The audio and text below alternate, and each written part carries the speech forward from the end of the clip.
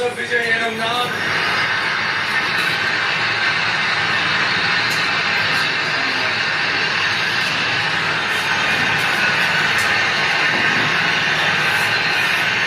சட்டப்படி அமைக்கப்பட்ட இந்திய அரசியல் அமைப்பின்பால்